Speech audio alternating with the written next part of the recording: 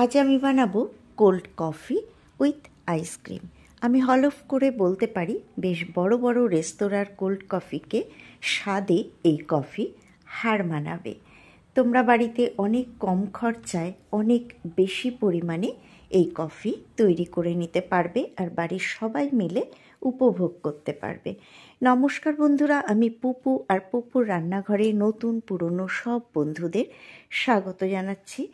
আশা করছি আমার আজকের রেসিপি নিশ্চয়ই সবার ভালো লাগবে, আর ভালো লাগলে প্লিজ একটা লাইক করতে ভুলো না। কমেন্ট করে জানিও কেমন লাগলো। বাড়িতে অবশ্যই বানিয়ে খেও। নতুন বন্ধুদের অনুরোধ করব, রেসিপি ভালো লাগলে এরকম সুন্দর সুন্দর রেসিপি পেতে আমার চ্যানেলটা সাবস্ক্রাইব করে পাশের বেল বাটনটা প্রেস করে দিও। আমার সাথে থেকো এরকমই সুন্দর সুন্দর রেসিপি পেতে। চলো তাহলে শুরু করে দিই কোল্ড কফি। আমি প্রথমেই যে গ্লাসটার মধ্যে কোল্ড কফি করব সেই গ্লাসটা পরিষ্কার করে ধুয়ে একদম শুকনো করে নিয়ে নিয়েছি। আমি এটাকে আগে ডেকোরেশন করে রেখে দেব। তো দেখো, তার জন্য আমি এই চকোলেট সিরাপটা নিয়ে নিয়েছি, আর এইটা দিয়ে আমি ডেকোরেশন করব। ডেকোরেশন তোমাদের ইচ্ছা মতো করবে, যার যেমন ইচ্ছা সেই রকম করবে।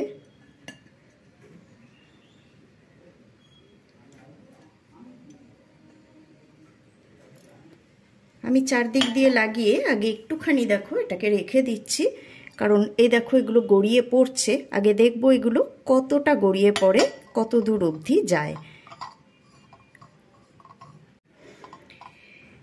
তো এগুলো যতটা যাওয়ার চলে গেছে। এইরকম করেও ছেড়ে দিলে হয়, তবু এই জায়গাটা একটু ফাঁকা আছে বলে আমি এই জায়গায় আর একটুখানি দেখো দিয়ে দিচ্ছি। ডিজাইনও কিন্তু তোমাদের পছন্দ মতো তোমরা করতে পারবে।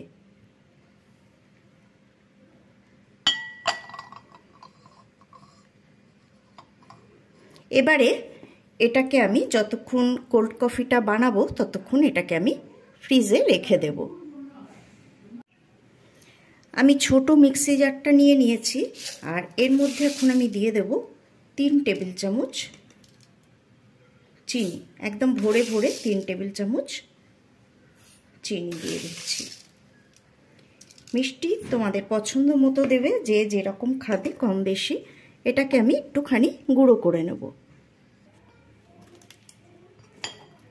চিনিটা দেখো গুঁড়ো করে নিয়েছি, আর এখন এর মধ্যে আমি কফি মেশাবো। এই যে 10 টাকার যে পাউচগুলো হয় সেই প্যাকেট থেকে আমি মেশাবো।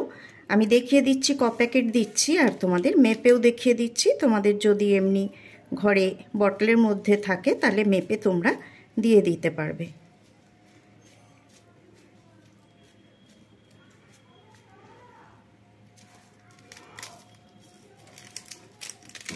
এখানে দেখো একটা পাউচ থেকে 1.5 টেবিল চামচের একটুখানি কম হলো। তো আমি এখানে কিন্তু আর একটা পাউচ দিয়ে দেব।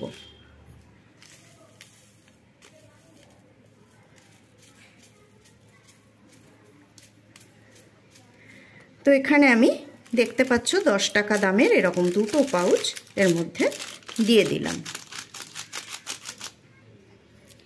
ভালো করে চামচ দিয়ে এর মধ্যে একটু মিশিয়ে দিয়ে দেখো এর মধ্যে আমি একদম ঠান্ডা দুধ, এই দুধটা কিন্তু জাল দেওয়া, আর আমি এই কফিটা করতে ফুল ফ্যাট মিল্ক ইউজ করছি। তোমরা যদি এমনি নর্মাল দুধ ইউজ করো তাহলে ওর মধ্যে একটু তোমরা মিল্ক পাউডার দিয়ে দেবে, তাতে কিন্তু খেতে টেস্টটা বাড়বে। আর ফুল ফ্যাট মিল্ক দিয়ে করলে খুবই ভালো হবে। তো দেখো এবার আমি এটাকে ভালো করে আবার একটু পেস্ট করে নেব। এবারে আমি বড় জারটা নিয়ে নিলাম, আর এর মধ্যে পেস্ট করে নেওয়া চিনি কফি এটাকে আমি দিয়ে দিলাম। এবার এর মধ্যে লেগে আছে কিছুটা, তার জন্য আমি এখানে আর একটু ঠান্ডা দুধ দিয়ে এটাকে এর মধ্যে নিয়ে নিচ্ছি। আর এই দুধটা কিন্তু ফুল ফ্যাট মিল্ক, এখানে 500 ml দুধ আছে। এটাকে আমি ভালো করে জাল দিয়ে ঠান্ডা করে কিন্তু ফ্রিজে রেখে দিয়েছিলাম।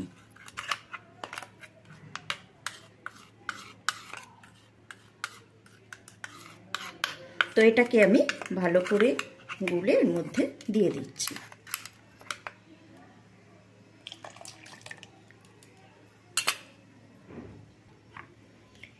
এবারে এর মধ্যে আমি ঠান্ডা দুধটা দিয়ে দিচ্ছি পুরোটাই। আর এটাকে, সরি ক্যামেরাটা নড়ে গেল, ভালো করে এটাকে এবার আমি ব্লেন্ড করে নেব।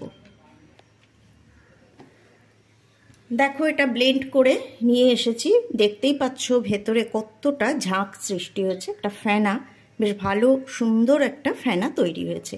এবার আমি দেখো এটাকে কিভাবে সার্ভ করব আর ডেকোরেশন করব।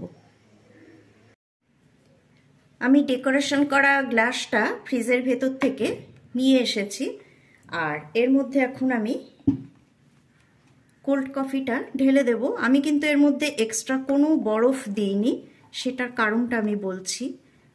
আর এটা কিন্তু দেখো এই যে আমি পুরোটা ভরলাম না, যেহেতু এর মধ্যে আমি আইসক্রিম দেব, তাহলে কিন্তু উপচে পড়বে। আর আমি এক্সট্রা বরফ কেন দিইনি, এটা কিন্তু পুরো ঠান্ডা ফ্রিজেই ছিল, আর যেহেতু এর মধ্যে আমি আইসক্রিম দেব সেই জন্য আমি এক্সট্রা বরফ দিইনি। আর এক্সট্রা বরফ দিলে কিন্তু একটু পানসে ব্যাপার এসে যায়, তো সেই জন্য আমি এক্সট্রা বরফ দিইনি। দেখো আমি ভ্যানিলা আইসক্রিম এরকম গোল স্পুন দিয়ে তুলে নিলাম, নিয়ে এর মধ্যে দিয়ে দিচ্ছি।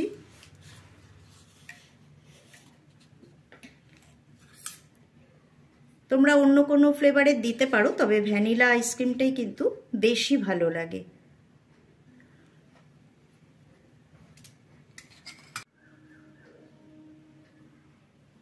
ওপর থেকে অল্প একটু মধু দিয়ে দিলাম, আর একটা চকলেট এর মধ্যে আমি ছোট্ট 2 পিস গ্রেট করে দিয়ে দিচ্ছি। এটা দিলে এটার টেস্টটা অনেক গুণে বেড়ে যাবে।